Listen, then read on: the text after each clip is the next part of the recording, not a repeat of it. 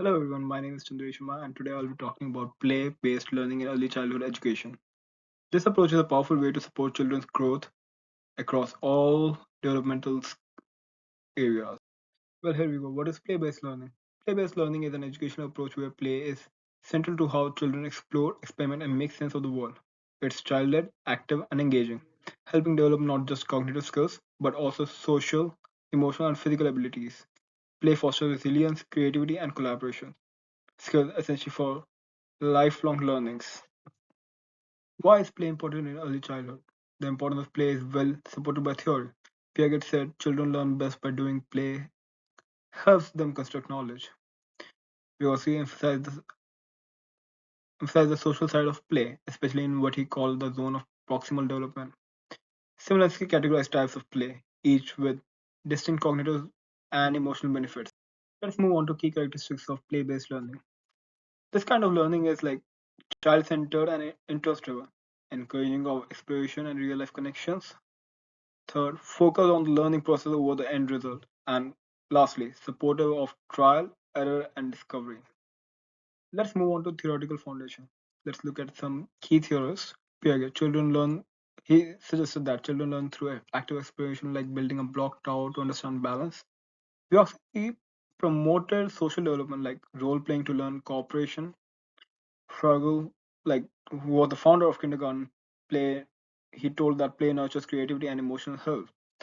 Gardner emphasized on that different types of play support multiple intelligences like music or spatial reasoning. Montessori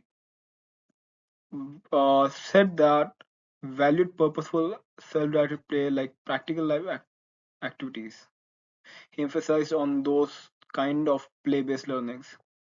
Brunner emphasized on like the saw play as not emphasize. He like saw play as a problem-solving thing that like you can say children take risk and explore symbol and try to solve the problems on their own.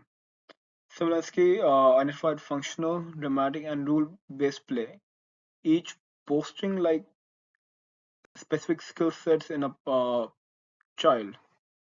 Already covered. Let's move on to the next slide. Let's move on to benefits of play-based learning.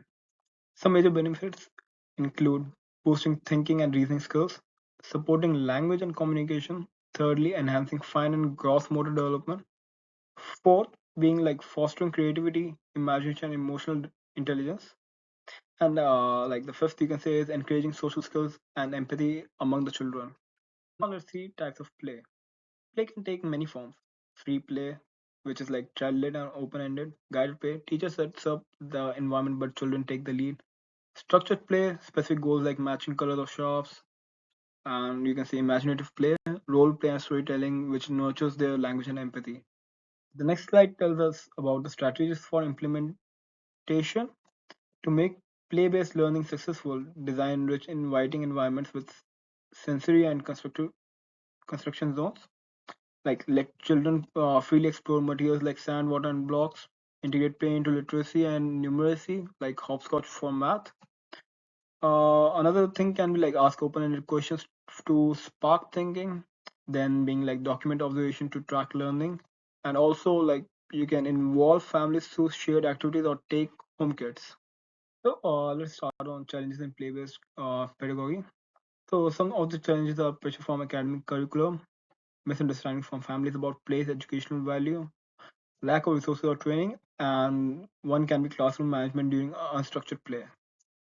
So like for the challenges, there are solutions as well. To address these challenges, we can like communicate the value of play to parents, use professional development, blend learning goals into playful activities that we do with children, use assessments like portfolios and learning stories, which can help the children learn new things. Let's move to the next topic that is like the effective play environments. So, an effective play based classroom includes diverse areas, dramatic play, outdoor spaces, constructions. Secondly, open ended materials like blocks or fabric. Third, being calm, organized spaces that support creativity and independence. And lastly, being environments that reflect children's cultures and experiences. So, like theoretical and curriculum links for play-based learning is like it connects to Froebel and monasteries, which is like focus on structure and independence. Then being like Reggio Emilia idea of the environment, which is like as a third teacher, looking at as a third teacher.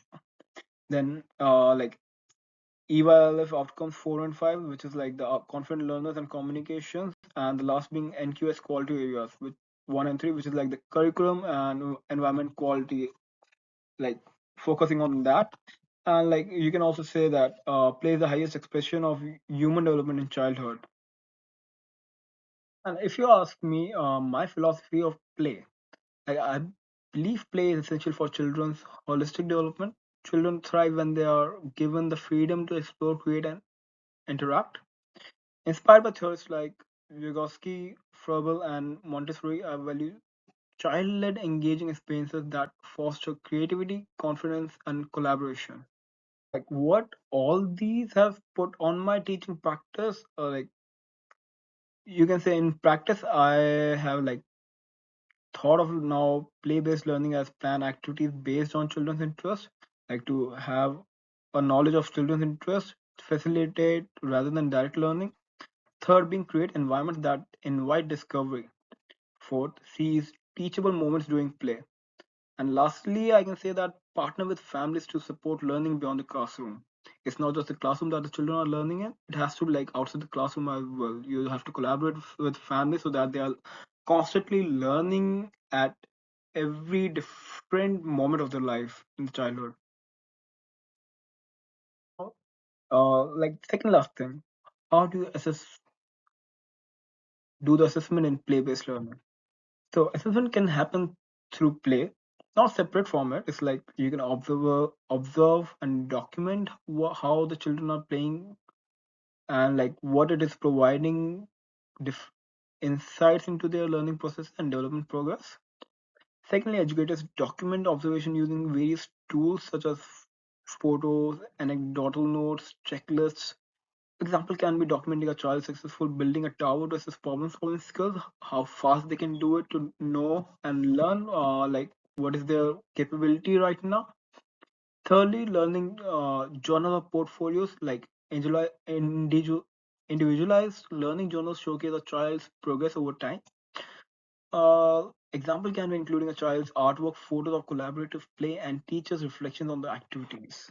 Nextly, it can be like child self-reflection, which is like drawing or storytelling adds depth to their learning process. Example, asking a child to describe the castle they built and the challenges they face during the process of building the castle.